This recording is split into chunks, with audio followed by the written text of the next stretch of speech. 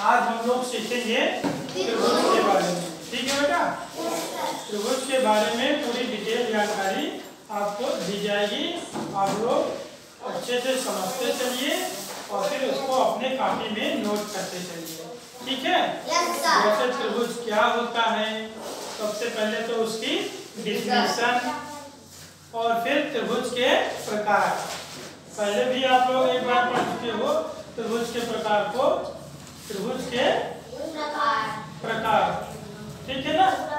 तो दो प्रकार का हो, जो दो भुजा के आधार पर त्रिभुज अलग प्रकार के होगा और कोण के आधार पर त्रिभुज अलग प्रकार से होता है। तो सबसे पहले प्रकार में ना जाके आइए समझते हैं त्रिभुज होता क्या है, यानी कि त्रिभुज कहते किसको। ठीक है, त्रिभुज कहते किसको है ये पहले हम सीख लेते हैं।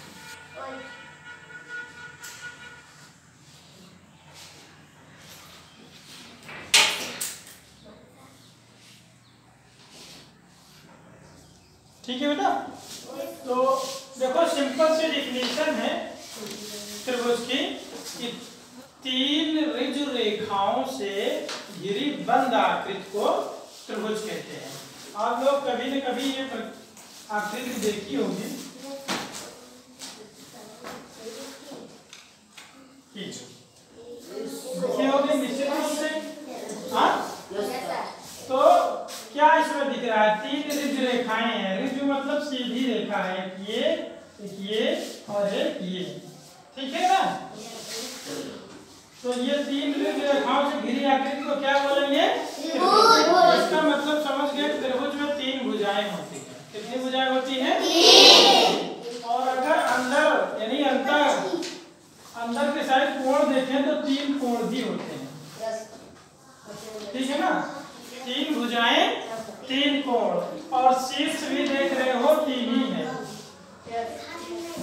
ठीक है। तो त्रिभुज में तीन भुजाएं हो गई, तीन कोण हो गए और तीन शीर्ष हो गया। और डिफिनेशन की बात होगी तो डिफिनेशन को भी समझ चुके हो आप लोग। ठीक है, कि तीन ऋजु रेखाओं से घिरी बंद आकृति को त्रिभुज कहते हैं। ठीक है, मुझसे निकल गया है। तो क्या लिखना है डिफिनेशन में? तीन रेखाओं से ऋजु रेखाओं, तीन ऋजु रेखाओं से घिरी बंद आकृति को, बंद आकृति को त्रिभुज कहते हैं। ऐसे बना दे रहे हैं, समझ लोगे, ऐसे लिखना पड़े। ठीक है बेटा। डिफिनेशन क्या हो गई? तीन ऋजु रेखाओं से घिरी बंद आकृति को त्रिभुज कहते हैं। एक बात। दूसरी बात समझ गए कि त्रिभुज में कितनी भुजाएं होती हैं? तीन। और कितने कोण होते हैं? तीन। ठीक है। और तीनों अंतःकोणों का योग कभी कभी जरूरत पड़ जाती है, आपको पूछ लिया जाता है। तो तीनों अंतःकोणों का योग जो होता है 180 अंश होता है। ठीक है ना। तो ये भी पॉइंट लिख लोगे कि त्रिभुज के तीनों अंतःकोणों का योग, अंतःकोणों का योग यानी योगफल। ठीक है बेटा। कितना होता है? 180 अंश होता है हमेशा। यानी कि ये जो त्रिभुज के तीनों कोण हैं, इनको हमेशा जब जोड़ देते हो तो जो योग है वो 180 अंश आ जाता है। कितना आ जाता है बेटा? 180। तो ध्यान रखोगे त्रिभुज के तीनों अंतःकोणों का योग 180 अंश होता है। अब आ जाएंगे हम त्रिभुज के प्रकार पे। डिफिनेशन क्लियर है? बोलो। Yes sir. आ जाएगी परिभाषा ना? Yes sir. तो अब क्या हेडिंग बना लेंगे हम? त्रिभुज के प्रकार। त्रिभुज के प्रकार। ठीक है ना। तो दो आधार पर त्रिभुज को डिवाइड करते हैं, एक तो कोण के आधार पर और दूसरा भुजा के आधार पर। बारी बारी से हम देखेंगे। तो सबसे पहले लिख लेते हैं भुजा के आधार पर। जो पहला है भुजा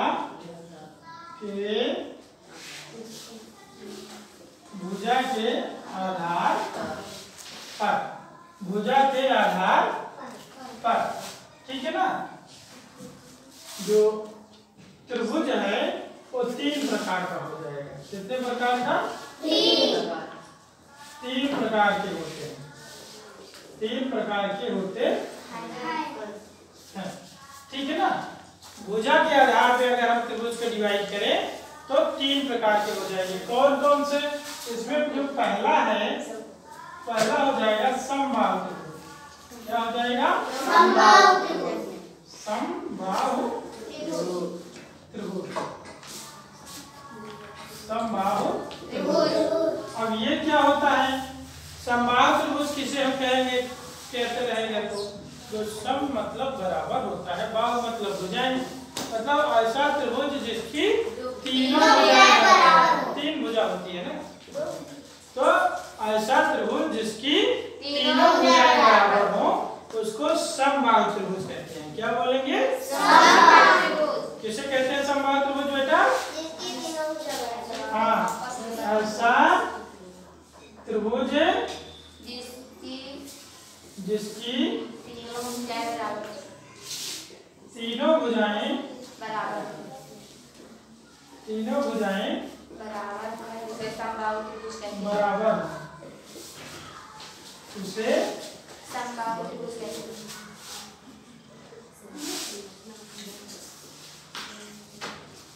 समबाहु त्रिभुज कहते हैं। ये तो पहला प्रकार हो गया। देखो पूरी तरह से समझ लो, वर्ड से ही, नाम के वर्ड से ही समझ जाओगे डिफिनेशन को। नाम है समबाहु त्रिभुज, ठीक है। सम मतलब बराबर, बाहु मतलब भुजा, यानी कि ऐसा त्रिभुज है जिसकी तीनों भुजाएं बराबर। जिसकी तीनों भुजाएं क्या हो बेटा? बराबर। तो उसे क्या कह देंगे? समबाहु। क्या कह देंगे? समबाहु। ठीक है, ध्यान से समझते चलो। जो दूसरा प्रकार आएगा समद्विबाहु त्रिभुज। समद्विबाहु त्रिभुज, द्विबाहु त्रिभुज, समद्विबाहु त्रिभुज। देखो नाम से स्पष्ट है। सम मतलब बराबर, सम मतलब बराबर, द्वि मतलब दो, और बाहु मतलब भुजा। तो डिफिनेशन क्या हो जाएगी? ऐसा त्रिभुज है जिसकी कोई 2 भुजाएं बराबर हो। ऐसा त्रिभुज जिसकी कोई 2 भुजाएं हो उसे समद्विबाहु त्रिभुज कहते हैं। तो इसको भी लिख लोगे। डिफिनेशन क्या हो जाएगी? ऐसा त्रिभुज जिसकी 2 भुजाएं बराबर हो या समान हो, कुछ भी लिख सकते हो बेटा, समान हो, उसे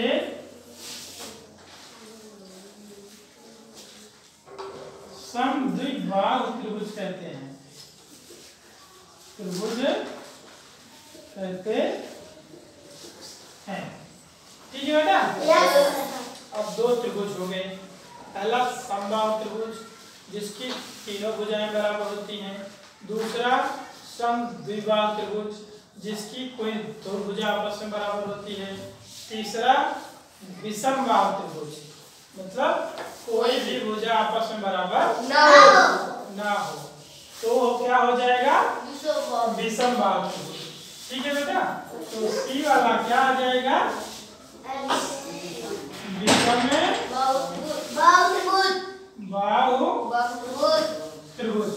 विषमबाहु त्रिभुज। देखो नाम से ही स्पष्ट है। विषमबाहु त्रिभुज की जो डिफिनेशन है वो नाम से ही आ जाएगी, वो नाम से ही आ जाएगी, ठीक है, विषमबाहु त्रिभुज के। तो तीसरा प्रकार आ गया विषमबाहु त्रिभुज। ये क्या होता है? ऐसा त्रिभुज जिसकी कोई भी भुजा बराबर ना हो, कोई भी भुजा बराबर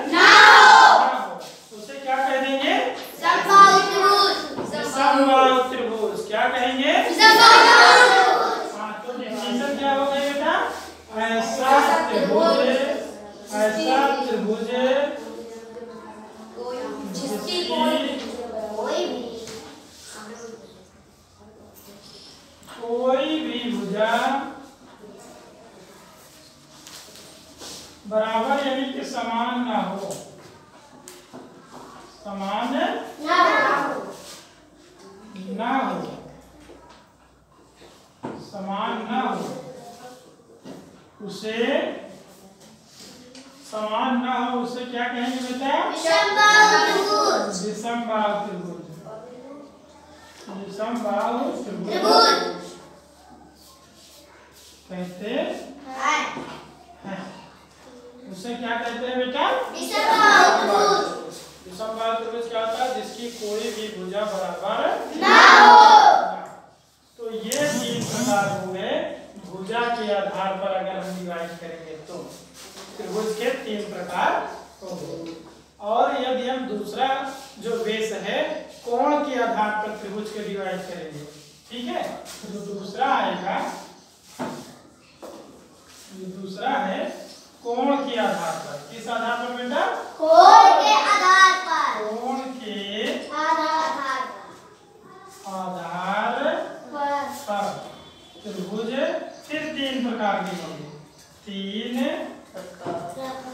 प्रकार के होते हैं, ठीक है ना? कोण के आधार पर भी त्रिभुज तीन प्रकार के हो जाएंगे, ठीक है। अब कौन कौन से समझ लेते हैं उसको। जो पहला प्रकार है वो है सम या न्यून कोण, छोटे शून्य कोण है, न्यून कोण त्रिभुज। जो पहला प्रकार है वो है न्यून कोण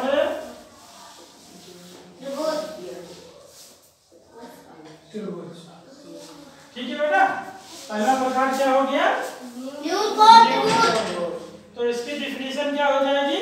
ऐसा त्रिभुज जिसके सभी कोण न्यून कोण हो। न्यून कोण यानी कि 90 अंश से कम। कोण पढ़ाते समय बताया गया न्यून कोण क्या होता है आप लोगों को। तो ऐसा त्रिभुज जिसके सभी कोण क्या हो जाए बेटा? न्यून कोण हो जाए, यानी कि 90 से कम हो जाए, उसे क्या कह देंगे? न्यून कोण त्रिभुज। तो लिख लेंगे डिफिनीशन हम, ऐसा त्रिभुज जिसके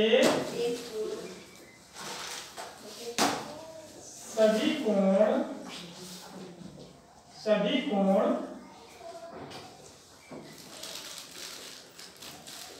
न्यून कोण हो। ऐसा त्रिभुज जिसके सभी कोण न्यून कोण हो उसे क्या कह देंगे बेटा? न्यून कोण त्रिभुज। न्यून कोण त्रिभुज कहेंगे। न्यून कोण त्रिभुज कहते हैं, ठीक है बेटा। ये पहला प्रकार हो गया न्यून कोण त्रिभुज। अब अगला देख लेते हैं बी वाला, समकोण त्रिभुज। समकोण त्रिभुज ये दूसरा प्रकार आ जाएगा, समकोण त्रिभुज। अब समकोण त्रिभुज क्या होता है? देखो समकोण को जानती हो जो 90 अंश का हो, तो ऐसा त्रिभुज जिसका एक कोण समकोण है। ऐसा त्रिभुज जिसका एक कोण समकोण हो उसे क्या बोलते हैं? समकोण त्रिभुज। बहुत ही सिंपल सी डिफिनीशन है। ऐसा त्रिभुज जिसका ऐसा त्रिभुज जिसका एक कोण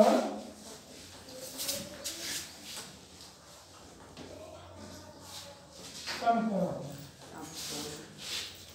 जिसका एक कोण क्या हो बेटा? समकोण हो, उसे क्या कह देंगे? उसे समकोण त्रिभुज कहते हैं। समकोण त्रिभुज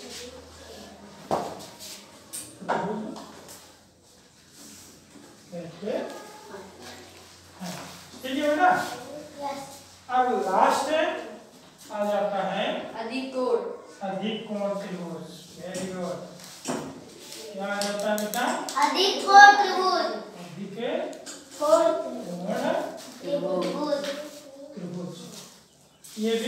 नाम से ही स्पष्ट है, इसकी डिफिनेशन भी कि अधिक कोण त्रिभुज क्या होता है।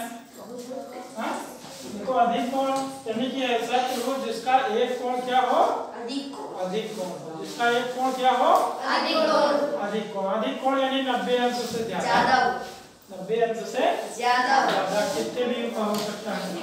तो डिफिनेशन क्या हो जाएगी, ऐसा त्रिभुज, ऐसा त्रिभुज जिसका एक कोण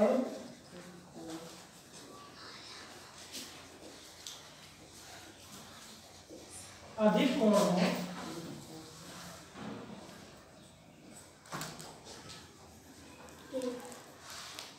अधिक कोण हो, उसे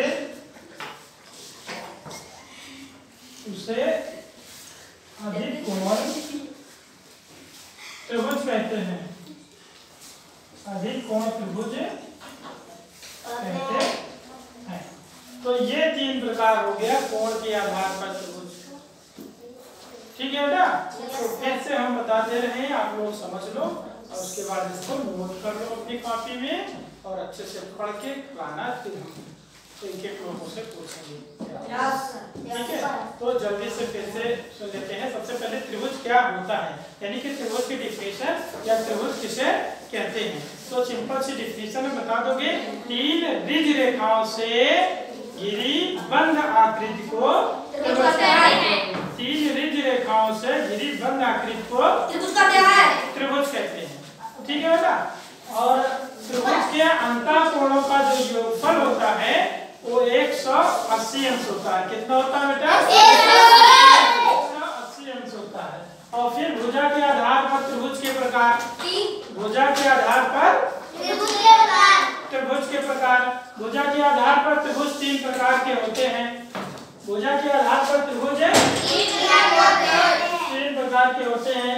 पहला क्या है, समबाहु त्रिभुज। पहला क्या है बेटा, समबाहु त्रिभुज क्या होता है, सम मतलब बराबर, बाहु मतलब भुजा। ऐसा त्रिभुज जिसकी तीनों भुजाएं क्या हो,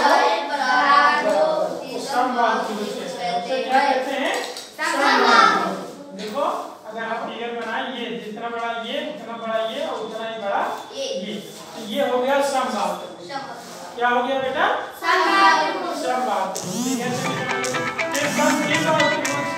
ऐसा त्रिभुज जिसकी कोई 2 भुजाएं बराबर, ऐसा त्रिभुज जिसकी कोई 2 भुजा बराबर होती है तो उसे कहते हैं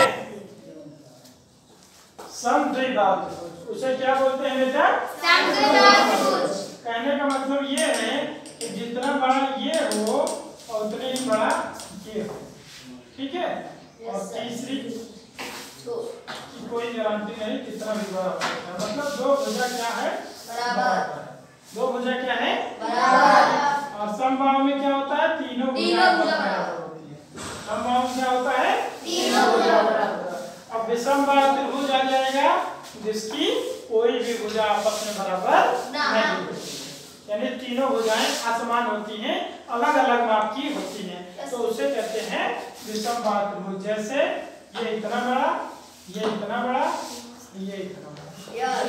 ठीक है, तो अब इसमें कोई भी बराबर नहीं। फिर कोण के आधार पर हम त्रिभुज को डिवाइड करेंगे तो ये 3 प्रकार का हो गया। पहला हुआ न्यून कोण त्रिभुज, ऐसा कोण जिसके सभी कोण न्यून कोण। ध्यान देने की बात यही है, जो न्यून कोण की डिफिनेशन में है सभी कोण न्यून कोण है, और जबकि इन दोनों में एक कोण आया है। ध्यान देना। और समकोण त्रिभुज हो, डिफिनेशन क्या हो गई, ऐसा त्रिभुज जिसका एक कोण समकोण हो। देखो सभी कोण न्यून कोण होने का मतलब ये है कि सब 90 डिग्री से कम हो, जैसे ये देखो ये वाला भी, ये वाला भी, ये वाला भी, तीनों 90 से कम दिख रहे हैं ना, तो ये क्या हो गया, न्यून कोण।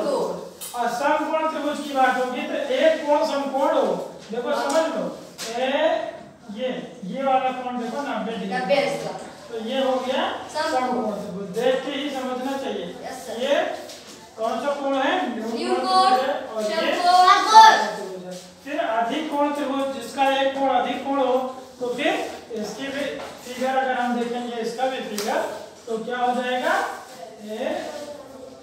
एक कोण अधिक कोण करना है, ठीक है बेटा।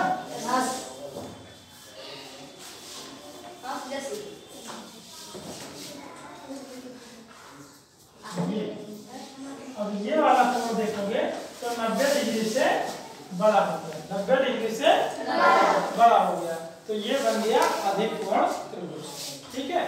तो ये त्रिभुज के बारे में कुछ बातें थी जो आप लोगों को बताई गई। अब इसको नोट कर लोगे, अच्छी तरह से समझ लोगे, यदि नहीं समझ आता है तो फिर से हमसे पूछ भी सकते हो, ठीक है बेटा। Yes sir. तो नोट कर लो।